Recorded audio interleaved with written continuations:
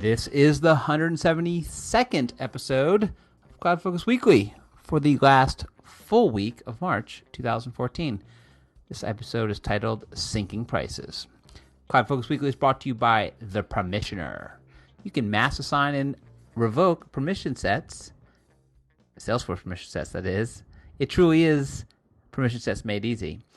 Available for free on the App Exchange, or go to thepermissioner.com. I'm your host, Jason Atwood, and join me to co-host for 172 times, who is probably doing pretty well in his bracket. Not so well. Not so well in his bracket. Not so good. I couldn't get in. I got locked out of my bracket. I was not happy. Good for you. That's the way to do it. Just get locked out. It's better off that way. Probably. I ripped mine up after day 3. Justin Elstein. Oh, thanks. That's me. That's the most disjointed start to a thing. Thanks ever. for all that. Yeah, you're welcome. So we have a light agenda today. Yeah, we do. We struggled with what to put on the agenda. I wouldn't say we struggled. Oh, okay. Then we didn't. We didn't struggle. We didn't struggle. Sometimes there's a lot to talk about. Sometimes there isn't. Ooh, I found one more thing we're going to talk about. There we go. Too late. Nope. The agenda is always evolving. It's an agile. Too bad it wasn't the Google Wave. Oh. Where it could just appear. I guess that it just doesn't. It is really just the same. I was just trying to get Google Wave mentioned again. 172 episodes in, we're still mentioning the Google Wave. You know, as I look up to our celebrating our infographic on our 100 episodes, Google Wave was a key phrase, wasn't it? And I think we're going to hit 200 this year. We should. Should we hit 200 at Dreamforce? That would be like a celebration. Yeah, I don't know how. That takes way too much coordination. We'd have to time that, obviously. It's close. I think it'll be close. We're going to miss a chunk in May, though. Well, no, because we're going to do some pre-recorded ones. We're going to pre-recorded ones. Coming to you live from last 2 week. weeks ago. Yeah. Well, we're going to pick topics. So I already have some topics that I feel like we could come back on. We can do the very special episodes, maybe? Like yeah, we could do like two very special ones. Well, either ones that, I think one of the ones I've gotten the most, we've got the 2 special episodes I've gotten the most feedback on. One was our streaming TV one.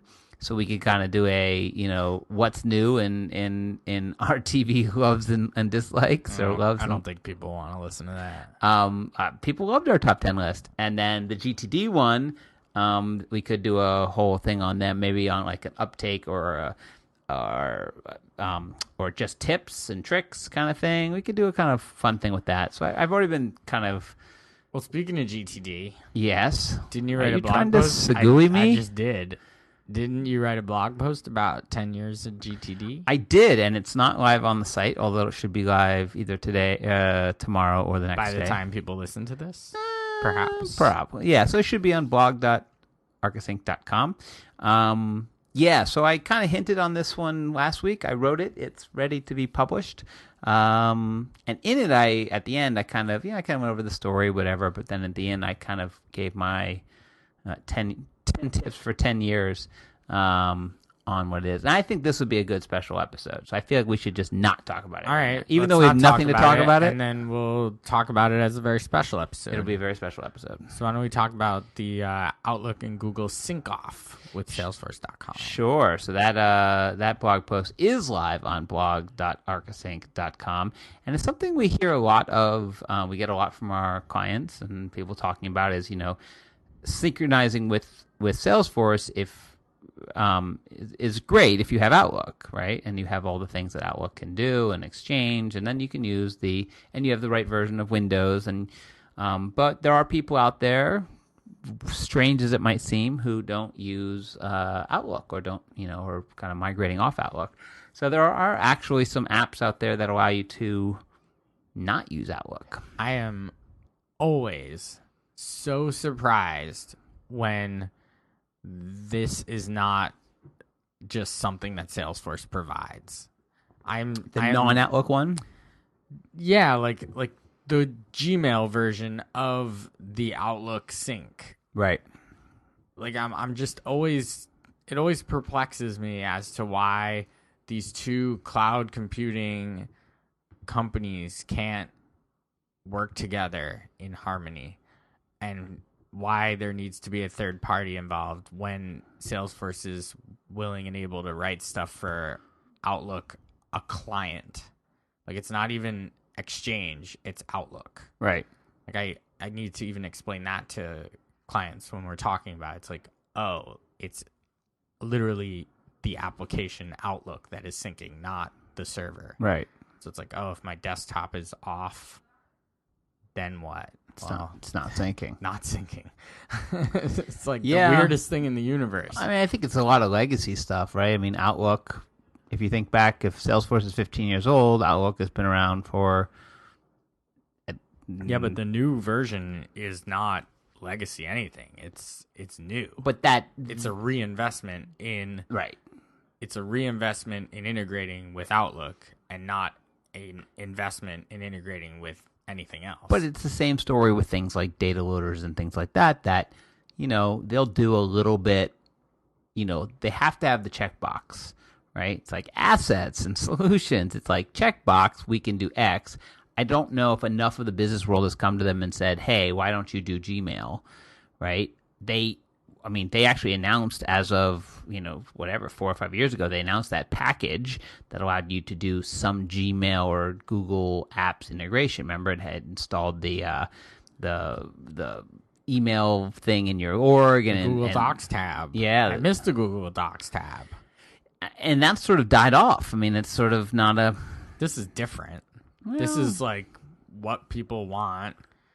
If you're going to go out there and be like, we serve businesses large and small. Well, a lot of small ones use Gmail. Right. Google Apps. Lots of them. More than use, maybe they use Outlook as a client, but a lot of them are using Gmail. Yep. So, and that's the one that I would think would be the easier server-side sync than to try and crack the Exchange server-side sync. Well, what you just said, too, if you can still sync Outlook. If you're just using Outlook with Gmail, you can still sync Outlook. Well, you can still sync your Gmail if you're using Outlook. Right. Sure. But, in reality, how many people are doing that? Well, I think that's the point, is that there's other options, and thus the blog post. I've used 3 of the 4 of these. Okay. So why don't you tell me one of them? I've used 2 of the 4. So what's the one that you've used that I haven't used? iHance. Oh, really? Absolute Automation. I personally haven't used it on my own Gmail, but clients of ours have used it, and they like it. It allows you to do some pretty cool stuff, templates like right within Gmail, stores all of the communications inside of Outlook or inside of Salesforce. Sorry. Oh, yes, I remember the client who was using this. And it does email to case. Like, it does a lot of really, really good stuff right there inside of the Gmail interface, and stores the stuff inside of Salesforce if you want in a really clean way. It's got 4.9 out of 5 stars with 253 reviews on the App Exchange, which pretty is good. Pretty good. Right. And it's $10 a user a month, which is pretty competitive. Right. I think they're all roughly in that $10 to $15. Again, it's always tough when you're a Google Apps being so sort of cheap on a per user per month, Salesforce being not so cheap on a per user per month. Then these things have to fit somewhere in between. I mean, so Cirrus, which is another one, Cirrus Insight, is a $15 per user per month. Well, I pay for something. I mean, Google Apps is $50 per user per year divided by 12. So you're down to 4 something. What's the math on that? 413? 416. But not bad off the top of my head, right? Pretty close. Well, because guess who pays the bill? So I know. So 416 a person. So I mean, and that's mail, calendar, docs, and a whole bunch of other stuff. Yeah, it's a complete suite. So then you pay of tools. 3 times that amount to sync it with a tool that you pay a lot times that amount if you're on EE or whatever. So I think that's one of the reasons Salesforce just get into it, because like, what's the value add if there's already people out there doing it well, and no one's complaining that they're not doing it, right? The way that Salesforce would end up doing is if one of these big companies, let's say like the company we used to work for, if that company said we're moving to Google, right, as our app thing, Right. like Salesforce has, by the way, Right. you'd wonder why they haven't, maybe internally they built their own thing. And, in order to sign that next $100 million investment with you, Salesforce, we need you to build this. Right. And you can see them doing it at that point. But Outlook is still pretty big in the world. So that is up on blog.arkusinc.com. You can go read that at any time. Speaking of Google, Yes. there's been a Google's kind of dropping into the, getting competitive in the cloud disk space, I guess you would call it. I don't know if that's what you call it. I think I would call this like cloud storage, or perhaps, I think online storage, cloud drives.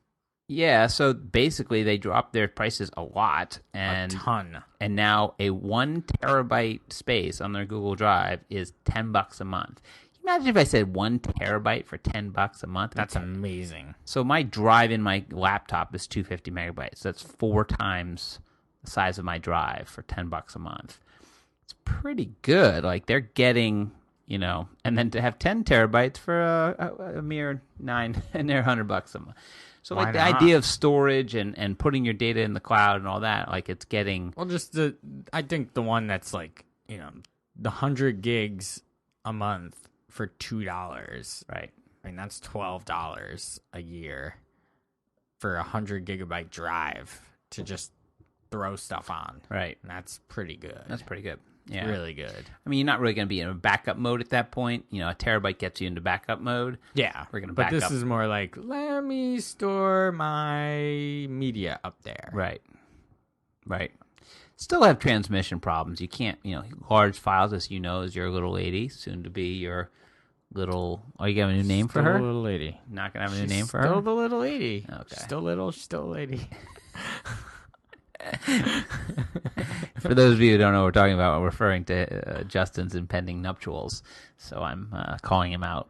It's like your little lady does a lot of video editing. Oh, yeah. And for big video, like it's she needs that file locally. right. Can't do it off the No. right, because it's just not going to work. That's where things like Drobos. You should see the daisy chain factory we've got going on on our desk. It's like six stacked terabyte drives or 2 terabyte drives. Right. Right on top of each other. Some of them are like those like fake RAID drives. Frayed. I don't know. Fake they're RAID not ones? like really RAID, but they're Well, like there's RAID. kinda- There's different kinds Yeah, of I RAID. guess. Do you want to get into discussion No, about RAID? not really. But RAID 1 versus RAID no, 5? not at all. Okay. RAID 22. RAID But 22 is not as impressive. it's advanced. Yeah. But yeah, she's got all these drives like daisy chained together because she needs them. I mean, this is getting into the, Dropbox is now one of the things that we didn't talk about. This is on our agenda, but Dropbox is redoing their business model and actually going to allow people to connect up to switch easily between your Dropbox business account and your Dropbox normal account. Yeah, something that Google Drive doesn't do very well. Does not do very well. Actually doesn't do at all. Not at all. Like you have one drive mounted on your Right. desktop. And, in some ways, I think it's like, as someone who has to worry about the security of things a little bit, I always feel like, oh, yeah, that's great. As a user, I get to have my personal and my work. And then as a security person, I think, oh, and I can just drag it from work into personal. And I've basically created a copy that then is onto a thing that I don't control. Not good. But, yeah. But look at the price differential here. Let's just look at the 100 gigabyte. Dropbox charges $9.99 for 100 gigs. Google charges $1.99. They charge $9.99 for a terabyte. It's pretty crazy. There's a couple others that they mentioned here. I'll just mention Apple asked for $100 a year for 50 gigabytes of iCloud storage, which I still don't quite get. Like iCloud storage, like What do you mean you don't get well, it? it's not like a drive. Like I can't just drag and drop stuff into iCloud. Like here, I'm gonna put these 30 documents in my iCloud. Well, if you were using iTools, then they Yeah. would iSync to iCloud. Yeah. Meh.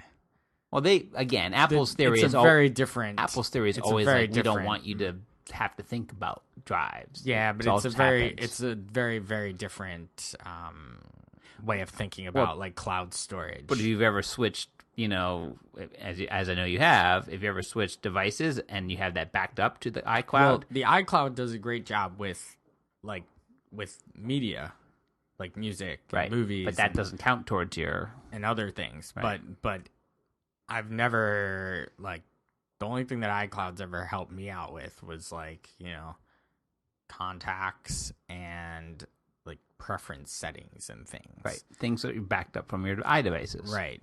But I wouldn't even I don't even know how or think to know how to say, oh, I'm gonna use my iCloud storage for this document. You could just I have open no up clue. Pages. Well, I and don't have hit Pages. Yeah, you do. All right. Well, then if you don't have Pages, then you wouldn't do it. Yeah, because I don't want it. I mean, Apple should probably stop making Pages. Really? I believe so. I think they're gaining a lot of traction with it I because think now they they have should, online versions I of think they it. should just cut their losses with that one. To be perfectly honest with you, let Word and Google and everyone else battle that one out. Stay on the sidelines over there. No one's moving to Pages. I guess the problem is if they're always battling it, then they don't make it just work with their devices as well. But I think Apple just wants to control the interface, and so they'll always put all of their stuff so they can control as much of the interface and the experience. And honestly, if you open up Pages and work with it, it's really nice. I mean, it just works and feels great. But then you save it, and it's a .pages, and yes, it syncs. And if you have Pages on your laptop, that's great. Real-time syncing between the two, it's actually offline. It's like, oh, it's all great, But then I want to give it to someone else. So I've done Pages where I didn't actually need to give it to anybody else. Store it as a PDF. Well, all right, and then or export it as a docx or something. Yeah, so that's where it usually falls off. It does. And then Microsoft OneDrive, let's see, 50 gigabytes for $25 per year. Right, it's per year. Yeah, which is less than Apple. Right. So they're really getting. I mean, that's Microsoft. You'd think would play pretty hard in this game, Because I mean, if they're gonna push their tools into enterprises, this has to be a part of the toolbox. Store your stuff here too, right? Don't just use our productivity tools. Store the data here too, and then it's ubiquitous wherever you are. It was one of the things that actually it's a rat hole, but there was an article the other day I read about. I don't know if I tagged it or flipped it or tweeted it. But about was it the Back to the Future facts? No, I sent that to you this morning because that was awesome. Yeah, Thank you. I know because you're a big fan.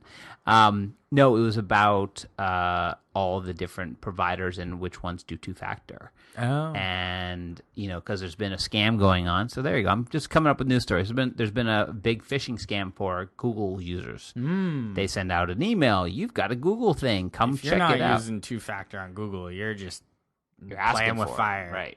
I mean, why wouldn't you? And I've noticed that Apple's two-factor, which I turned on for myself, I've been having to do it. I went to rent a movie, American Hustle, the other day.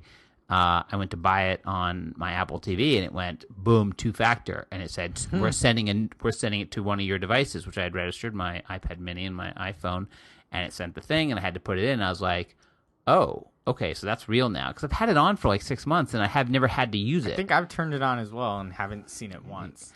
I feel like I did because I feel like you told me about it and said, you just turn this on, and I did. Yeah. I haven't seen anything. And then anyway, this article came out, and it was pointing out all the places that have it on, and then one of the places that don't, and it's like, you need to talk to them. So as much as I always find it a little annoying when I go to tweet something, whenever I hear, oh, Twitter has been, people are hacking Twitter's account, I'm like, yeah, okay, but I have two-factor on, so I feel a little bit safer. But Amazon, you would think Amazon would be in the two-factor game. They're not? No. Even for their services, their web services? They do not have two-factor. I know. That's the face I would make. It's like, why? You guys are behind, kids. Yeah, I made a face. Yes. I know, and you made this face. Yeah, that one. like someone put some poop on the Something top of smelly your on the mic. top of your mic. Yeah, like, ooh, that's not a good smelling mic. Oh, not good. Like someone who's had halitosis has been using this mic, and now, ooh, Wait, I've been using this mic. right? It's the only Hold on a person. second. It's the only person using this mic. Anyway, I thought that was interesting, and it was, and I was listing a few of them. And most have gone there, but geez, a few that hadn't. I was so surprised. And Amazon, which I use all the time, Me too. it kind of made me think. It's like, really? Why are you guys not have two-factor? So, speaking of two-factor, next week, is this a two-factor? This 2 divided by 2 is 1. Good try. Salesforce 1 in Boston? No. Good try. No, it's an effort. It's always an effort. So yeah, there's we are going to the Salesforce 1. We haven't bought our tickets yet. We've registered, but haven't bought our tickets yet. Actually, I haven't even registered yet. Oh, we better register. Do I really? Yeah. Oh, and this time it says on the registration that they are doing a food drive, so we can. Last time in New York, we didn't know. Yeah. So, but Salesforce 1 continues there. Not CloudForce, not Dreamforce, but something in between Salesforce 1 day events. In Boston next week. We went to the New York one, what was it? A couple months ago, right? Yeah.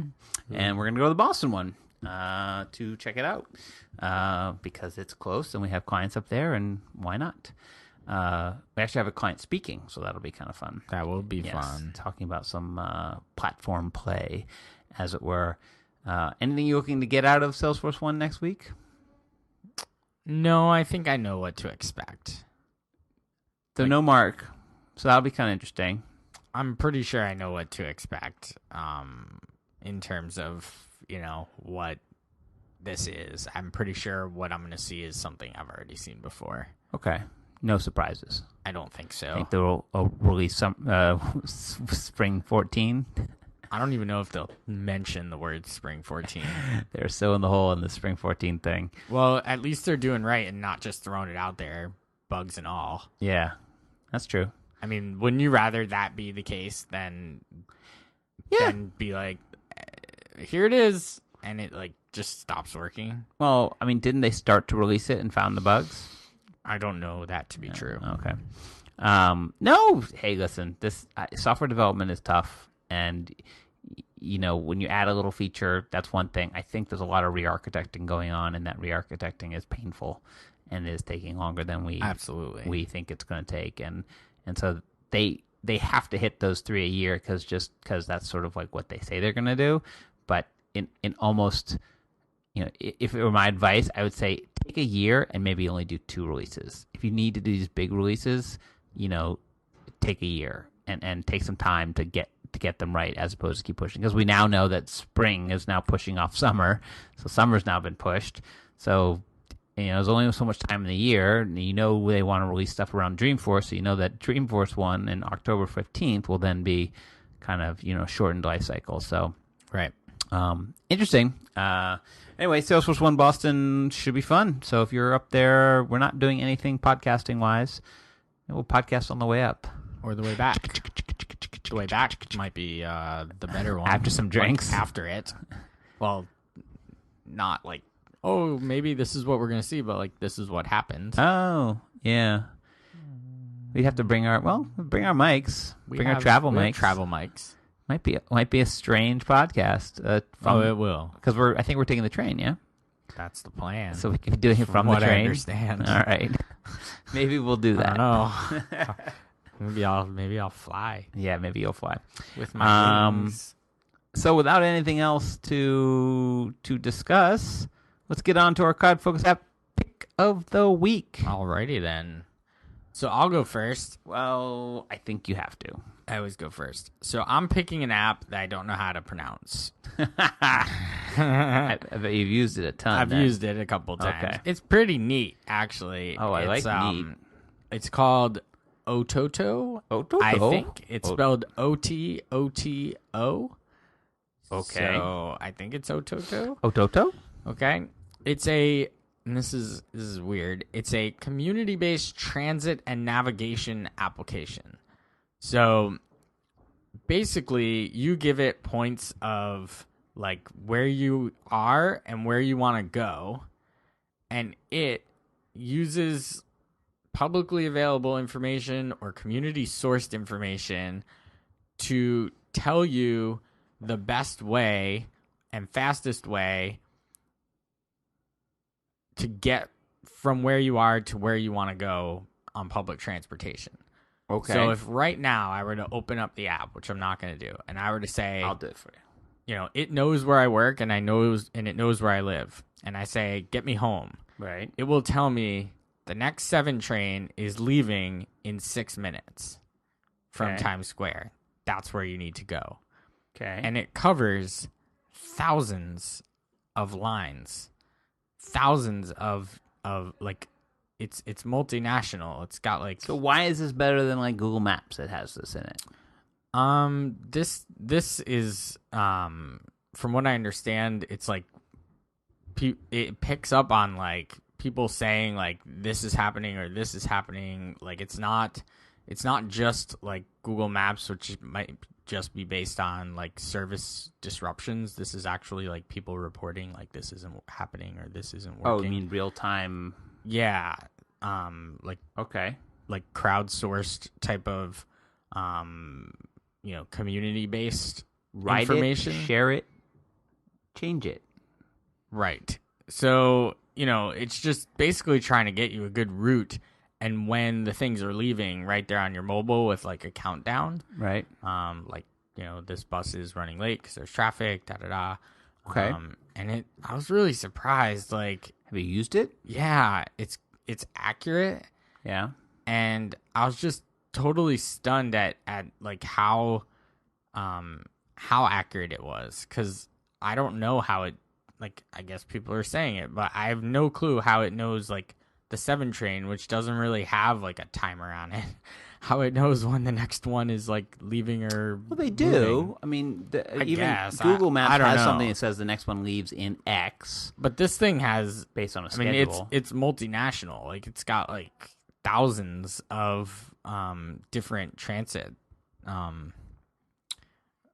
whatever they're called, like trains and planes and automobiles, but all over the world. It's actually rather interesting. Like, I looked at all the places it has in America, and I was like, oh my goodness, Really? I didn't even know. Like, it has multi-region ones, then it has like states and cities, and it's just like every single system it has it in there, which is pretty darn neat, I would say. And it's actually a really cool UI. Like, the UI is pretty good looking. It's iPhone only. I just looked it up. I can show it to you. It's in my pocket here. I could tell you when the next time we would get home. Okay.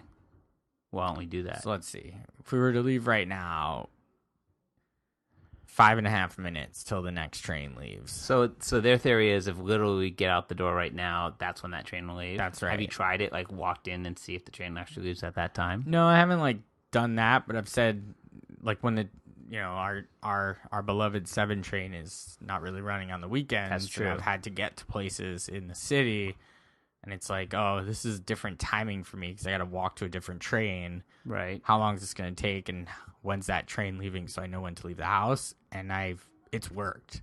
Like, I haven't like been late. Nice. Let's put it that way.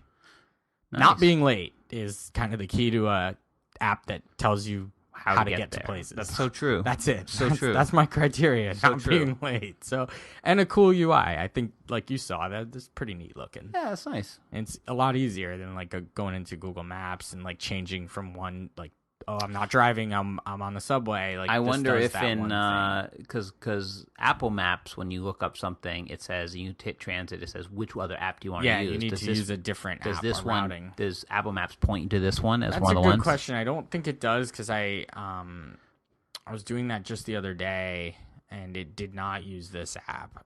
And I was like, well, why didn't it pull that one up? But let me see. If I say, how do I get here via... This is amazing radio, by the way. So, yeah, it doesn't... or whatever it is. No, it doesn't consider this one of those apps. Okay. All right, cool. So Ototo, Ototo. That's right. For iOS. Free. 2 O's, 3 T's. No. 3 O's, 2 T's. Dope. Ototo. At least you're not like grumpy like you were last week. I'm hiding it. So many people were Nobody texting, was saying, texting. People were like, "You don't know what you're talking about." To you, no. People they were said, like, "He seemed chipper to me." Yeah, I saw the conversation. I'm gonna tweet pictures of you when you're grumpy. Put them on Facebook or Instagram, famous. or put a Vine of you making a funny face. That'd be my first Vine. There you go. All right, cool. So free from Ototo Inc. Ototo for iOS, and you say it really fast. It sounds funny. Ototo. Mine, I just switched while we were talking. Great. Because sometimes, I don't know, I get in one mood and then I decide I want to talk about something else. So, again... Are you sure you haven't picked this? Are you sure? Pretty sure. Really? Yep. Seems like something that should have already been picked. Nope. Because it's something new I want to talk about. So I might have picked this, but I don't think I've ever even used this before in my life. I'm going to be really interested in this because...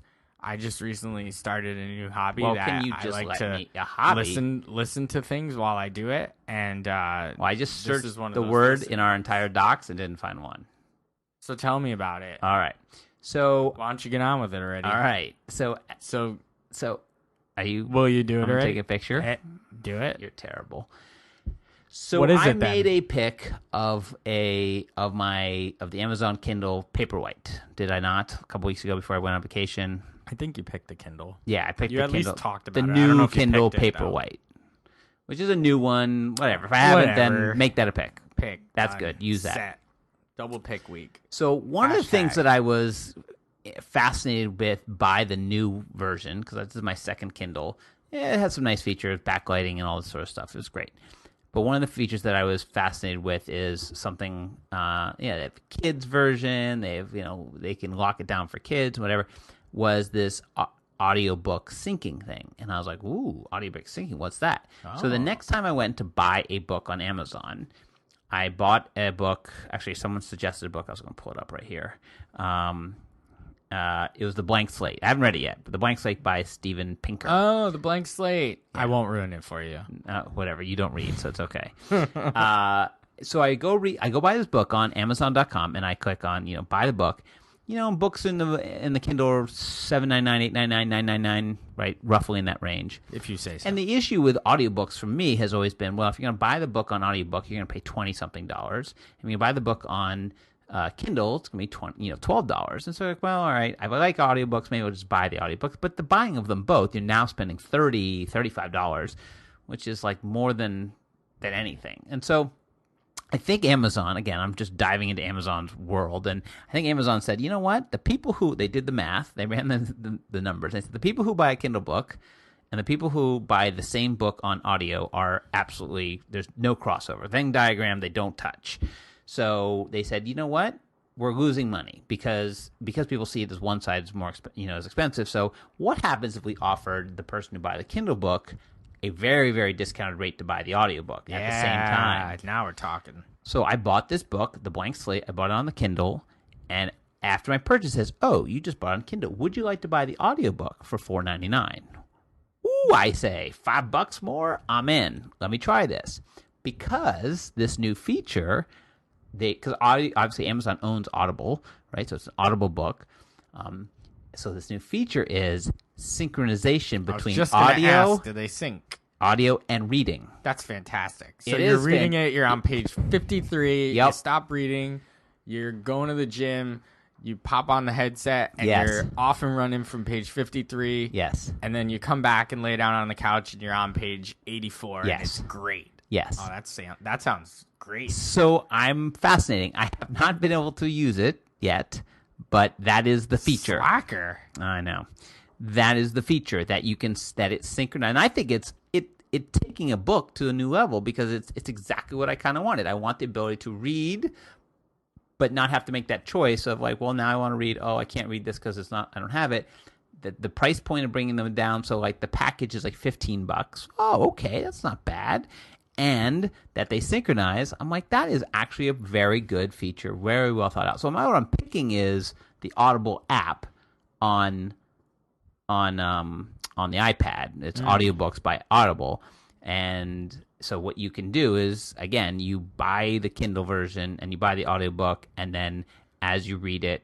And I don't think it's every version of Kindle, so don't. I think it's only certain versions of Kindle, so read up on it before you buy the Kindle. I don't know if it's the apps Kindle or if it's just the hardware Kindle, so read up on that.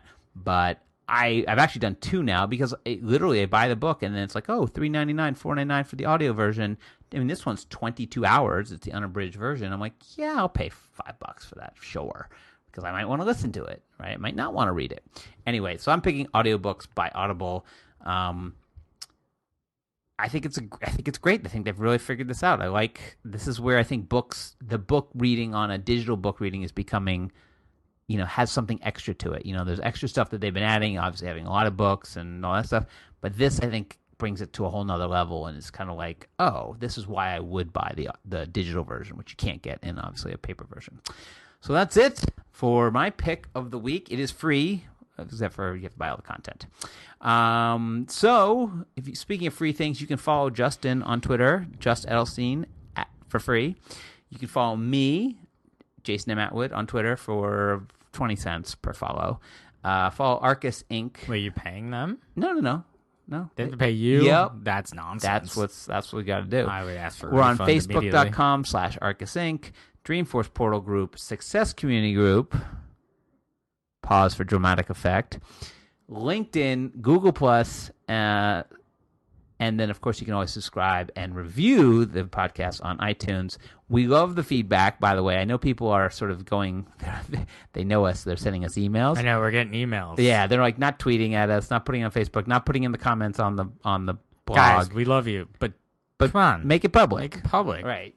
Say Show things the love publicly. I have people coming to me being like, you said what now? Do it live. And then we'll be back next week. How many weeks until the impending nuptials? It's like 6 weeks now. 5 weeks. Oh man, I 5 weeks. know that, shouldn't What's I? the countdown?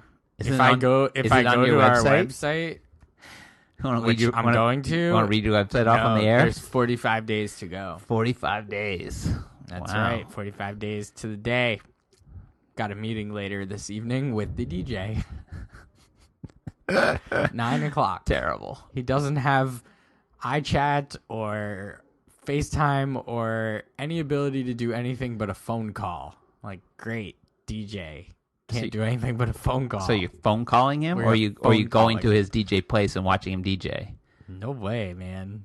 Just calling him. Just calling him. Is he gonna be is he gonna have one ear and spinning the wheel and be like? I hope not. Maybe, I don't know. We'll see. I was watching an episode of Girls. Have you watched the last season of Girls? I have seen every episode of Girls. It's a terrible show. But there's a funny scene with the DJ, and he gets all mad because the DJ cut his song off and went from playing, I think, Nirvana to playing... and they get in the fight, and it throws them through the table. Yes. Yeah. So anyway, that brought back memories. All right, so we'll see you next week. We'll be back. Maybe we'll do it on our way back from Salesforce 1. You never know. At some point, we're going to put together some very special episodes so we can do something while Justin is celebrating his nuptials in a far-off land. So we'd love to hear some ideas. So if you want us either to catch up on, or hey, could you deep dive into this, or whatever, again, one of those things that's not time specific, tell us, and we'll do that. All right, until then, we'll be back next week. Justin, Jason saying, enjoy those cloudy days.